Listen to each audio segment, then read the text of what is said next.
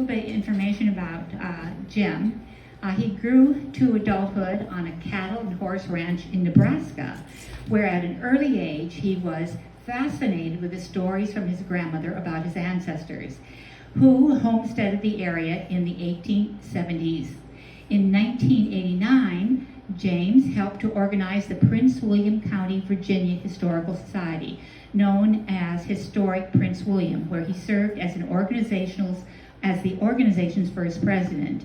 He continues to serve on the board of directors of Historic Prince William. He currently operates History Happens Here tours and also volunteers with the National Museum of Americans in Wartime Experiences Voice of Freedom Project and the Museum of Culpeper County, Virginia, where he also serves on the board of directors. So please join me in welcoming Mr. Bish.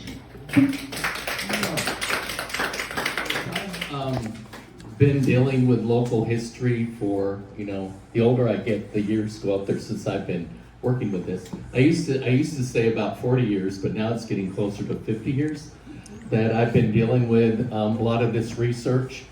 And my family is connected with this family.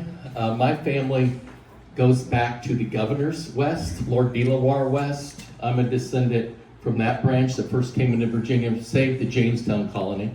And Lord De La Warr West's brother, who was the Governor John West, his grandson was John West, Major John West. He platted just over between Mount Vernon and Alexandria, Virginia.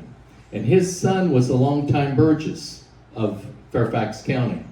And so that's kind of where I was connected, but Major John West's first wife was Susanna Pearson. All the ironworks that they were producing had to go down the Accokeek right by the Pearson home. So I'm sure that's how Nathaniel Pearson, met the family, because Simon was well known, had a lot of wealth. He was also a merchant. He would go through back and forth from England and back. And so it seems reasonable. We don't know where their home is exactly, but it seems reasonable that they probably lived close to the Accokeek mill, close to her.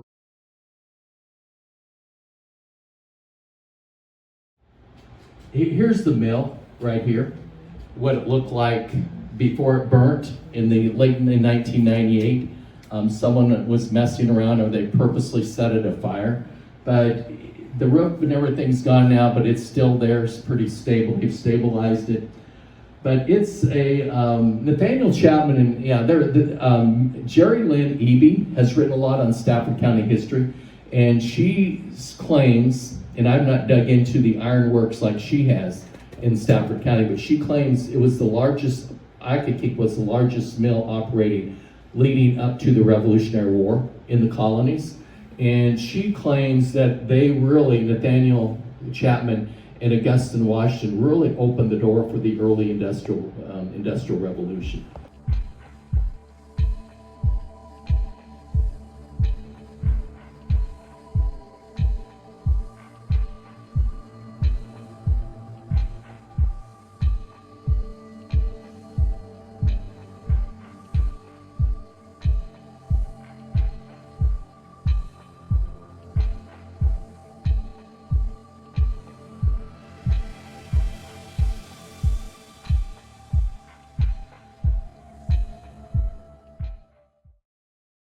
He was one of the wealthiest men in all the colonies, and much of it was because of his industrial importance. He created all this. It wasn't his sons, it wasn't his daughters, it wasn't his grandchildren. They continued to use the properties, but he's the one that really put the Pearsons on the map. I mean, Chapmans and Pearsons on the map. A state which is quite healthy. The estate, just to kind of give you an idea, one room alone had 192 pounds of value of items in it. They claim, this comes from the estate records, they claim that 192 pounds of estate just in one of his rooms was more than 90% of all of the homes in Charles County. Now, one of those is Dr. Nathaniel Chapman. He was trained by Benjamin Rush Rush in Philadelphia as a physician. He founds the American Journal of the Medical Sciences. He also was a president and founding member of the American Medical Association. He just did a lot of important work. Very, very important, prominent descendant who was the grandson, and he was the son of George, who lived over in Summerhill. And John Gadsby Chapman was one of the great American artists. His painting Pocahontas is in the U.S. Capitol in the Rotunda.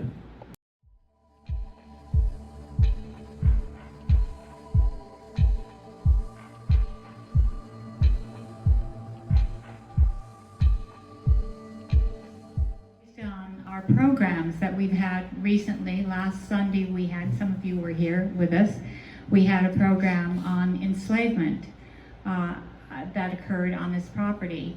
And so this